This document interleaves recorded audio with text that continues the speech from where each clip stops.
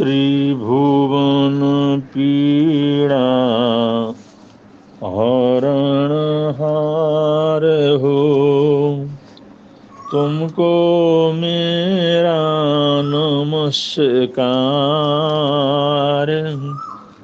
सर्व जगत के अलंकार।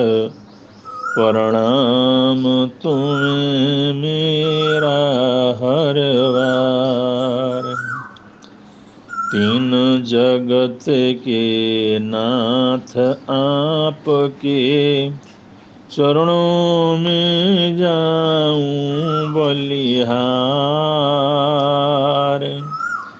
भवसागर के शोषण करता तुमको वंदन बारंबार। भवसागर के शोषण करता तुमको वंदन बारंबार। बैसाखी की सबको मंगल कामनाएं। बैसाखी का अपना महत्व है।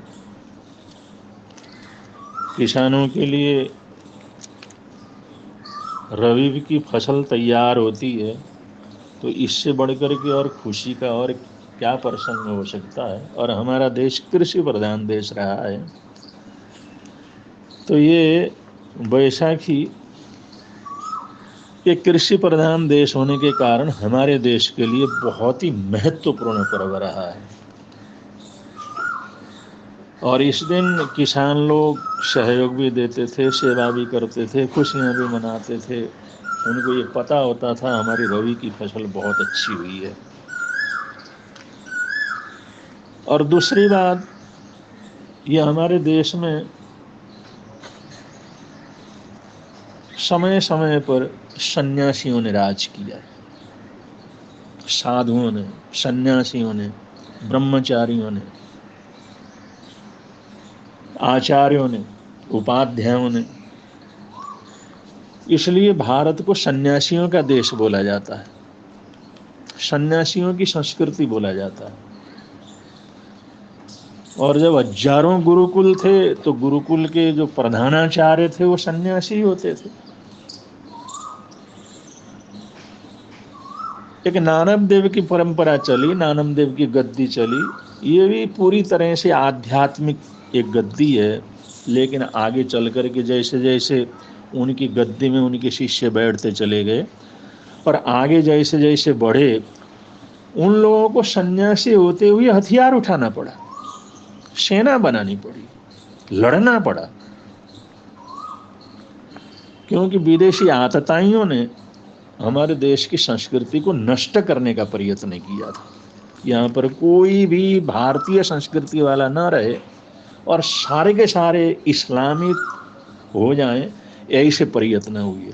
ऐसे समय में देश की सुरक्षा के लिए, राष्ट्र की सुरक्षा के लिए और सनातन पद्धति की सुरक्षा के लिए सन्यासियों को बड़े से बड़े युद्ध करने पड़े और उन्हें किया। और गुरु गोविंद सिंह वो तो पूरी तरह से एक सेनापति के रूप में थे, योद्धा के रूप में थे। उन्होंने तो संपूर्ण रूप से देश में सेना का गठन किया था, क्योंकि इन अन्याय अत्याचारों से लड़ने के लिए। इसलिए हमारे देश को सन्यासियों का देश बोला जाता है। आज भी हमारे देश में सन्यासियों का ही राज है। श्रीमान नरेंद्र मोदी वो गृहस्थ सन्यासी हैं और पूज्य आदित्यनाथ जी वो तो मठाधीश सन्यासी ही हैं। लेकिन आज इन सन्यासियों ने राज करके ये बतला दिया कि सन्यासी जितना अच्छा राज कर सकता है और न्याय व्यवस्था को जिस तरह से सुधार सकता है और सन्यासी जिस तरह से राज्य की समृद्धि को बढ़ा सकता है और राष्ट्र की चतुर्विध उन्नति कर सकता है, ये दुनिया को बतला दिया एक सन्यासी किस तरह से राज कर सकता है और सन्यासियों के अंदर कितनी ताकत होती है। तो भारत को सन्यासियों का देश कहना ये कोई अतिशयोक्ति नहीं है। ऐसे ही सन्यासियों ने समय समय पर राज किया और उनका राज ऐसे ही अद्भुत रहा। तो गुरु गोविंद सिंह जिस समय अपने गुरु की गद्दी के ऊपर बैठे, उनके सामने भी बड़ी भारी समस्या थी। सबसे बड़ी समस्या तो थी देश की सुरक्षा करना, आतताइयों को यहाँ से भगाना, और दूसरा वो जो धर्म परिवर्तन जबरदस्ती कर रहे थे उस धर्म परिवर्तन को रोकना, कि डरा करके, धमका करके, मार करके, हिंसा करके, तलवार के बल पर जो धर्म का प्रचार चल रहा था उसको रोकना और देश की जनता को सुरक्षा देना, ये उनका सबसे पहला काम हो गया था। तो जिस समय 1699 में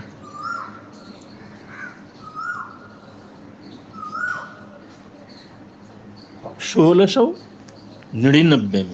1699 में आनंदपुर साहिब में गुरुजी के सामने सारी दुनिया के लोग, देश भर के लोग इकट्ठे थे, क्योंकि वहां पर जात पात तो नहीं था, ऊंच नीच का भेद नहीं था, सभी लोग गुरु के चरणों में रहते थे और वो लोग सोचते थे भाई ये गुरु ही हैं, यही जो है हमारे देश की हम व्यवस्था करेंगे, न्याय प्रदान करेंगे। उनका अपना रुतबा था, उनका अपना प्रभाव था। तो दुनिया भर के लोग आनंदपुर में वहां पर इकट्ठे थे और जिस समय वहां पर सभा लगी हुई थी, गुरु गोविंद राय जिस समय शामियाने से बाहर आए, उनके रूप को जो देखा, उनके आंखों से निकलती हुई एक रोशनी देखी और एक अद्भुत रूप में उन्होंने देखा। शामियाने से जैसे ही बाहर आए, स्टेज के ऊपर आए, हजारों लोग वहां पर थे, उन्होंने देखा, अरे गुरु जी का रूप, आज जो अद्भुत रूप उन्होंने देखा, और वो बिल्कुल सन्नाटे में सुन रहे थे गुरु जी क्या कहते हैं। और उस समय उन्होंने कहा, मुझे ऐसे व्यक्ति की जरूरत है जो इसी समय मेरे लिए कुर्बान हो जाए, उसकी कुर्बानी देनी, जो इसी समय अपना सर दे सकता हो, ऐसा आदमी खड़ा हो जाए। उस समय दयाराम जी खड़े हो गए, ये लाहौर के रहने वाले थे। उसकी तरफ जिस समय गुरु ने देखा, आंखें तरेर करके कुर्बान होने के लिए तैयार हो, उन्होंने कहा गुरुदेव आ जाओ। उनको अपने पास बुलाया, शामियाने में ले गए और जाकर के ऐसी छपाक की आवाज आई, कुछ समझ में नहीं आया लोगों को। लेकिन गुरुजी बाहर आए तो तलवार खून टपक रहा था जिसमें से, ऐसे तलवार को लेकर के बाहर आए। उन्होंने फिर आह्वान किया, कोई दूसरा है जो पूरी तरह से पहले वाले दयाराम की तरह अपने जिंदगी को कुर्बान कर सके। उस समय धर्मदास जी खड़े हो गए, उन्होंने कहा मैं कुर्बान होने के लिए तैयार हूं। उसके बाद ये दिल्ली के निवासी थे, फिर तीसरी बार इसी तरह का आह्वान हुआ, सन्नाटा छाया हुआ था, लोगों को समझ में नहीं आ रहा था ये हो क्या रहा है। और जिस समय तीसरी बार उन्होंने आह्वान किया तो भाई मोहकम चंद जी खड़े हो गए और उनका भी वही हश्र हुआ। चौथी बार जिस समय आकर के आह्वान किया, कर्नाटक बिदर के रहने वाले साहेब चंद जी खड़े हो गए और उनका भी वही स्थिति हो गई। फिर पांचवी बार फिर उन्होंने आह्वान किया तो उड़ीसा निवासी हिम्मतमल जी झीवर खड़े हो गए और उनको भी इसी तरह से अंदर ले गए। लेकिन अभी काफी देर तक गुरु जी बाहर नहीं आए और कुछ को समझ में नहीं आ रहा था ये सब क्या हो रहा है। तो जिस समय इंतजार कर रहे थे अब क्या होगा, अब क्या बात होगी, अंदर क्या हुआ, अब जिस समय गुरु गोविंद राय जी बाहर आए तो अपने भेष में, जैसा उनका भेष था वैसे ही भेष को धारण करे हुए वो 5 जनों को लेकर के बाहर आए और उन्होंने कहा, ये मेरे 5 प्यारे हैं, आज हम खालसा समाज की स्थापना कर रहे हैं, खालसा फौज की स्थापना कर रहे हैं, ऐसे कौम की स्थापना कर रहे हैं जो देश के लिए, धर्म के लिए, न्याय के लिए, राष्ट्र के लिए लड़ मरने के लिए तैयार। उस खालसा पंथ जो अपना सब कुछ हो गुरु के चरणों में देश और देश की संस्कृति के लिए अपने आप को कुर्बान कर सके, ऐसी खालसा पंथ की हम स्थापना करते हैं। और उनके लीडरान, उनके सबसे बड़े मुखिया ये मेरे 5 प्यारे हैं, 5 शिष्य हैं। इनको मैं अमृत प्रदान कर रहा हूं। उन्होंने उनको अमृत चखाया और कहा, आगे तक इस खालसा पंथ का जो नेतृत्व है वो मेरे 5 प्यारे करते रहेंगे, ये मुखिया रहेंगे। और उन्हें यह आह्वान किया कि ये जो खालसा पंथ की स्थापना हुई है, अब इस समय जो लोग भी इन 5 प्यारों के हाथों से अमृत को चखेंगे, उनको इस पंथ का सदस्य माना जाएगा। और जो इस अमृत को चखने वाला इसलिए चखेगा, इसलिए ग्रहण करेगा कि अब उसने कभी भी किसी भी समय देश धर्म के लिए, संस्कृति के लिए, सनातन परंपरा के लिए, राष्ट्र के लिए मरना पड़े तो उसी समय मर सके, ऐसी तैयारी के साथ उन्होंने रहना होगा। उन्होंने कहा, मैं भी आज जो है इस अमृत को चखता हूं। उन्होंने हाथ किया और वो 5 प्यारों ने वो अमृत गुरु गोविंद राय को जिस समय दिया, और उन गोविंद राय ने बड़ी श्रद्धा से लेकर के उस अमृत का पान किया, उसको चखा। और उन्होंने कहा, ऐसा वीर जो काम करने वाले देश, राष्ट्र, संस्कृति और परम अपनी ये जो संस्कृति के लिए अपने जीवन को कुर्बान करने की ताकत रखते हैं, वो लोग सामान्य नहीं होते, ये वीर होते हैं, ये शेर के समान होते हैं, सिंह के समान होते हैं। इसलिए इन 5 का नाम आज से सिंह शब्द लगाया जाएगा। ये 5 सिंह साहेब रहेंगे, सिंह साहेब। और मैं भी अपना नाम आज से गुरु गोविंद राय की बजाय गुरु गोविंद सिंह मैं जो है इस नाम से पुकारा जाऊंगा।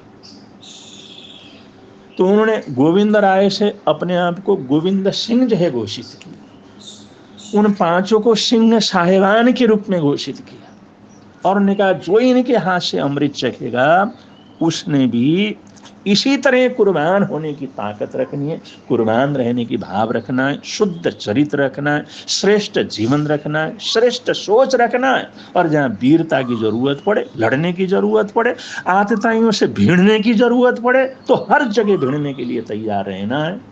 और जो भी इसको चखेंगे उन सब के साथ भी सिंह शब्द लगाया जाएगा, उनके नाम के साथ सिंह शब्द जोड़ा जाएगा।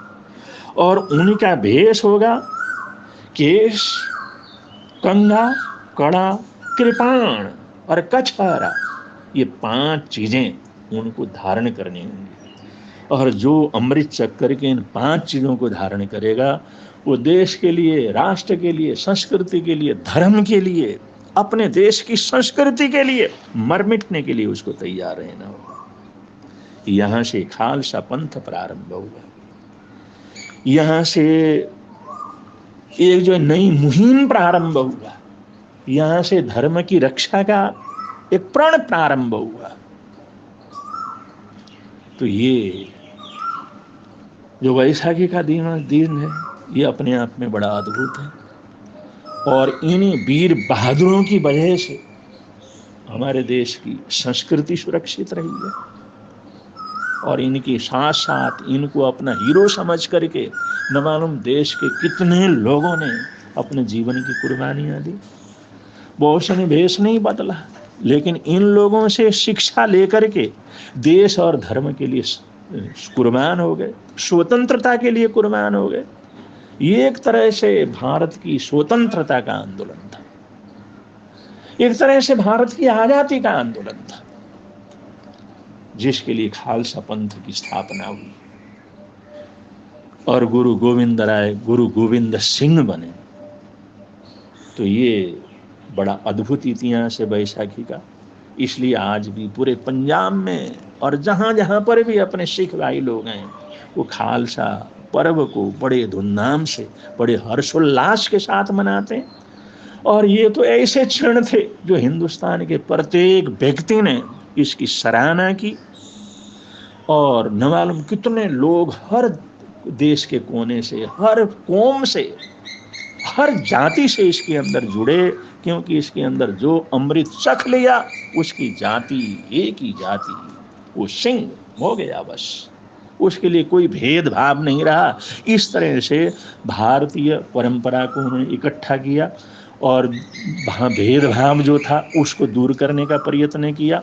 भारतीय सारे लोग एकत्रित होकर के आगे बढ़े, इसका जो प्रयत्न हुआ। और इस सारे कामों के अंदर जो गुरु गोविंद सिंह पूरी तरह से सफल हुए और उन्हें नई दिशा, नई सोच, नई परंपरा जो है इस दुनिया को दी। तो आज बैसाखी के एक पावन प्रसंग पर ऐसे महापुरुषों के प्रति श्रद्धा के सुमन अर्पित करते हैं और उनके प्रति अनंत अनंत कृतज्ञता प्रकट करते हैं। समय समय पर ऐसे महापुरुषों ने, ऐसे सन्यासियों ने, ऐसे साधुओं ने देश के बागडोर को संभाला, देश की सुरक्षा को संभाला, राष्ट्र की सुरक्षा को संभाला और देश को नष्ट होने से और संस्कृति को नष्ट होने से बचाया। इस परंपरा के लिए और ऐसे ऐतिहासिक कार्य करने के लिए गुरु गोविंद सिंह को हम हमेशा हमेशा याद करते रहेंगे और उनके आदर्शों को हमारे को याद करके आगे बढ़ना है और उनके आदर्शों को किसी भी प्रकार का कोई दाग न लगे ऐसा प्रयत्न करना है। ऐसा प्रयत्न करना उनको मानने वाले जितने भी लोग हम लोग हैं, हम सबका कर्तव्य है। हमारा कोई भी ऐसा आचरण न हो जैसे गुरु साहेब के जीवन के ऊपर कोई अंगुली उठे। उन्होंने जो आदर्श प्रस्तुत किया है उस आदर्श को जीवन में उतार करके आगे बढ़ना है। ऐसा करेंगे, यहाँ भी आनंद रहेगा, प्रभव के अंदर भी आनंद रहेगा। इन्हीं मंगल कामनाओं के साथ, इन्हीं सद्भावनाओं के साथ आज के वक्तव्य को विराम दे रहे हैं। बोलिए भगवान महावीर स्वामी की जय।